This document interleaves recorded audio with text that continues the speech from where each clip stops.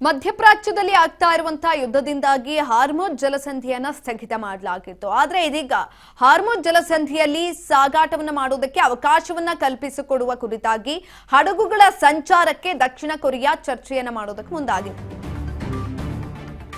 ಹಾರ್ಮುಜ್ ಜಲಸಂಧಿಯಲ್ಲಿ ಸಾಗಲು ಅವಕಾಶ, ಹಡಗುಗಳ ಸಂಚಾರಕ್ಕೆ ದಕ್ಷಿಣ ಕೊರಿಯಾ ಚರ್ಚೆಯನ್ನ ನಡೆಸ್ತಾ ಇದೆ.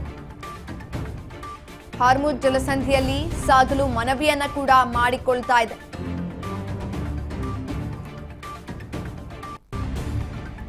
ಸುರಕ್ಷಿತವಾಗಿ ಸಾಗಲು ಇರಾನ್ನಿಂದ ಅವಕಾಶವನ್ನ ಕೇಳ್ತಾ ಇದೆ. ಜಪಾನ್ ಹಡಗುಗಳು ಸಾಗಲು ಇರಾನ್ ಅವಕಾಶವನ್ನ ಕೊಡ್ತಾ ಇರುವಂತದ್ದು. ಇರಾನ್ ಜೊತೆ ದಕ್ಷಿಣ ಕೊರಿಯಾ ಮಾತುಕತೆಯನ್ನ ಮಾಡ್ತಾ ಇದೆ.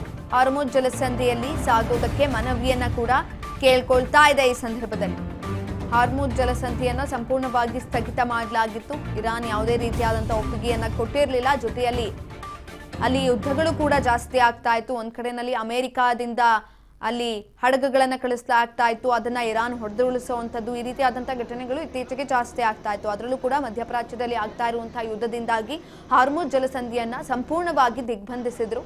ಯಾವುದೇ ರೀತಿಯಾದಂತಹ ಹಡಗುಗಳು ಸಂಚರಿಸ್ತಾ ಇರಲಿಲ್ಲ. ಇದರಿಂದ ವ್ಯಾಪಾರ ವಹಿವಾಟ ಎಲ್ಲವೂ ಕೂಡ ಕಷ್ಟ ಆಗ್ತಾ ಇತ್ತು. ಬೇರೆ ಬೇರೆ ದೇಶಗಳು ಒಪ್ಪಂದವನ್ನ ಮಾಡ್ಕೊಂಡಿದ್ದು, ಅದಕ್ಕೂ ಕೂಡ ಕಷ್ಟ ಆಗ್ತಾ ಇತ್ತು. ತೈಲ ಆಮದೂ ಆಗ್ತಾ ಇರಲಿಲ್ಲ, ರಫ್ತುನೂ ಆಗ್ತಾ ಇರಲಿಲ್ಲ. ಇದೀಗ ಹಾರ್ಮುಜ್ ಜಲಸಂಧಿಯಲ್ಲಿ ಸಾಗಾಟವನ್ನು ಮಾಡೋದಕ್ಕೆ ಅವಕಾಶವನ್ನ ಕೋರಿ ಹಡಗುಗಳ ಸಂಚಾರಕ್ಕೆ ದಕ್ಷಿಣ ಕೊರಿಯಾ ಚರ್ಚೆಯನ್ನ ಮಾಡ್ತಾ ಇದೆ. ಈ ಕುರಿತಾಗಿ ಇರಾನ್ ಜೊತೆ ಮಾತುಕತೆಯನ್ನ ಕೂಡ ನಡೆಸ್ತಾ ಇದೆ. ಸುರಕ್ಷಿತವಾಗಿ ಸಾಗಲು ಇರಾನ್ನಿಂದ ಅವಕಾಶವನ್ನ ಕೇಳ್ತಾ ಇರುವಂತದ್ದು. ಜಪಾನ್ ಹಡಗುಗಳು ಸಾಗೋದಕ್ಕೆ ಇರಾನ್ ಅವಕಾಶವನ್ನ ಕೊಡುತ್ತಾ ಇರಾನ್ ಜೊತೆ ದಕ್ಷಿಣ ಕೊರಿಯಾ ಮಾತುಕತೆಯನ್ನ ನಡೆಸ್ತಾ ಇದೆ. ಹಾರ್ಮುಜ್ ಜಲಸಂಧಿಯಲ್ಲಿ ಸಾಗಲು ಮನವಿಯನ್ನ ಕೂಡ ಮಾಡ್ಕೊಳ್ತಾ ಇದೆ. ಆದರೆ ಈ ಒಂದು ಪರಿಸ್ಥಿತಿಯಲ್ಲಿ ಇರಾನ್ ಒಪ್ಪಿಗೆಯನ್ನ ಕೊಡುತ್ತಾ ಅನ್ನೋದನ್ನ ಕಾದು ನೋಡಬೇಕು. ಮಾತುಕತೆಯನ್ನ ನಡೆಸ್ತಾ ಇದೆ. ಒಂದ್ ಕಡೆನಲ್ಲಿ ಡೊನಾಲ್ಡ್ ಟ್ರಂಪ್ ಅವರು ಆ ಒಂದು ಪ್ರದೇಶವನ್ನ ತನ್ನ ಸುಪರ್ದಿಗೆ ತೆಗೆದುಕೊಳ್ಳೋದಕ್ಕೆ ನೋಡ್ತಾ ಇದ್ದಾರೆ.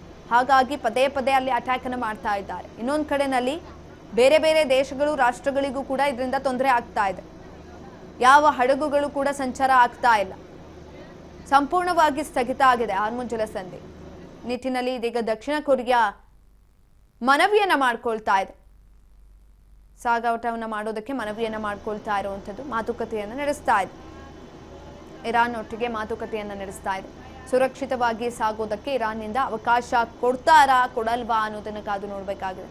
ಇನ್ನು ಜಪಾನ್ ಹಡಗುಗಳು ಕೂಡ ಅಲ್ಲಿ ಸಿಲುಕಿಕೊಂಡಿರುವಂಥದ್ದು, ಅವು ಕೂಡ ಹೋಗಬೇಕಾಗಿತ್ತು. ಆದರೆ ಸಂಪೂರ್ಣವಾಗಿ ಅಲ್ಲೇ ಸಿಲುಕಿಕೊಂಡಿದೆ.